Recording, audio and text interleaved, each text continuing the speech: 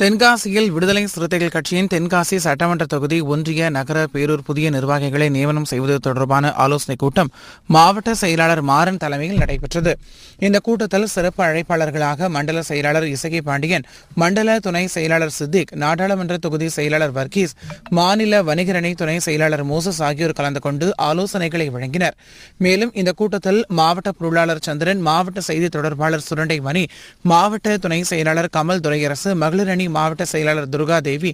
மாவட்ட இளைஞரத்தை எழுச்சி பாசறை மாவட்ட அமைப்பாளர் ரிச்சர்ட் டோபஸ், முன்னாள் மாவட்ட பொருளாளர் சுப்பிரமணியன், மாவட்ட அமைப்பாளர்கள் பொதிகை விளவன், பீர் முகமது, தமிழ்ச்செல்வன், பாக்கியராஜ், ஒன்றிய துணை செயலாளர் சாமி, தென்காசி நகர செயலாளர் ஹக்கீம், துணை செயலாளர் இளஞ்சேரன் மற்றும் தமிழ் பாண்டியன், ரசாக் முகமது, சிக்கந்தர் நியாஸ், பாஸ்கர், திருக்குமார், சிவக்குமார், ஆறுமுகம், முருகன், அன்பழகன், முத்துக்குமார், இசைக்குத்துறை மகேஷ்குமார் உள்ளிட்டோர் கலந்து கொண்டனர்.